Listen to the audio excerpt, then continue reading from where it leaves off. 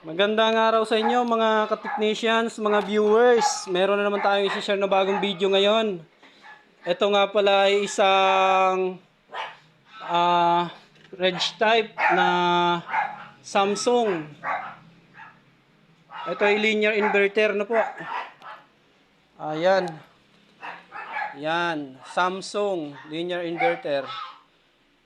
Full inverter po ito mga viewers kasi po ito ay pag may panel board po na ganito, ibig sabihin niya na full inverter ang kanyang refrigerator. Matipid sa kuryente. Yan lang. Ayun ang motor niya, R600A. Ang kanyang refrigerant sa system.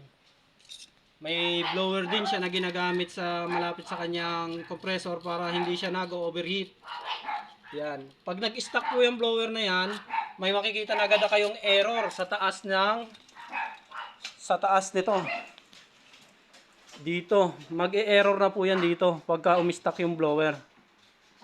Yan. Baliktad po ito mga ka-viewers. Ito po ay yung fridge type. Ito po yung kanyang freezer. Yan. Ito yung kanyang freezer. Ito yung kanyang cooling. Ito po. Ito ang kanyang evaporator sa ilalim. Napakahirap baklasin. Ayan. Oh. Yan na. Laki ng evaporator. Marami-rami rin maikakarga dito na refrigerant. Ito ang kanyang yan. Dapat makakuha tayo ng rated current niya ay 1.5 amperes. Sundin lang natin yung kanyang rated current para good na good ang ating paggagawa ng refrigerator. Pag sumobra tayo doon, pwedeng masira ang compressor o over-recharging. Yung tinatawag na over-recharging. Kaya tayo gumagamit ng clamp ammeter para masundan natin yung rated current ng compressor. Yan po yun, oh. 10 years warranty daw po yan. Yan po ay sa ano lang, sa compressor. 10 years warranty yung kanyang compressor. Pero yung ibang mechanical niya, galing na kagaya ng board, ng mga ibang pyesa, hindi na nakakuha ni Samsung, hindi na na-avail. Yun lang yung sa compressor.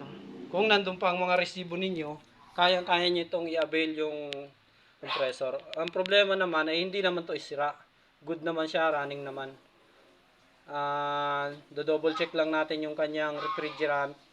Kasi wala pa siyang may charging line na siya pero wala siyang access valve na pagkakabitan ng ating refrigerant sa system. Yan. Maghihinang muna tayo mga ka-viewers, ka-technicians. Yan.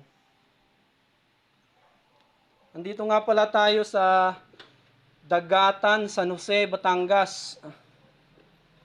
Dagatan, San Jose, Batangas. Home service tayo. Ayan na mga ka-technician, nalagyan na natin siya ng charging valve. Maglalagay na tayo ngayon ng freon. Yan, dapat makakuha tayo ng 1.5 rated current o yun. Yun. Ayan, bumomba na ng ayos ang ating compressor. Tumaas na yung kanyang ammeter. Yung clamp ammeter natin, yun, 0.9. Dapat mga 1.2. 15 PSI dapat tayo. Nasa 10 pa lang tayo eh.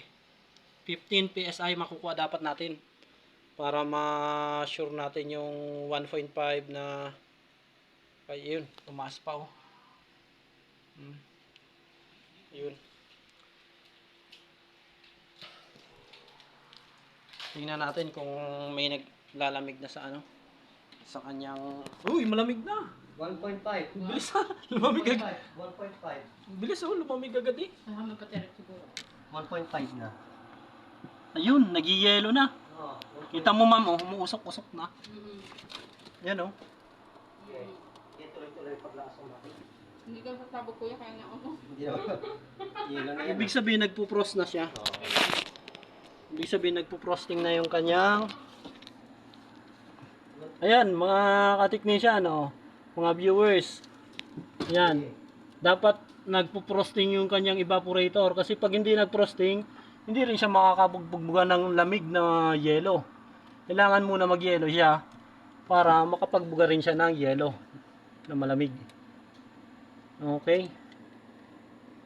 Okay na okay. Huwag na tumatas na.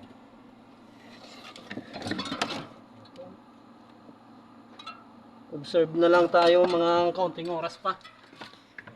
Hindi basta-basta talagang paggagawa. Hindi basta-basta ang pagiging technician. Kailangan more experience sa lahat ng modelo para hindi ka mapag-iwanan. Ayan. Ayan. Tingnan natin ulit. Lamig lang yan. Uy, umusok na nga. Ang lamig. Tabak na dito. Taas mo nga ito. Tayo.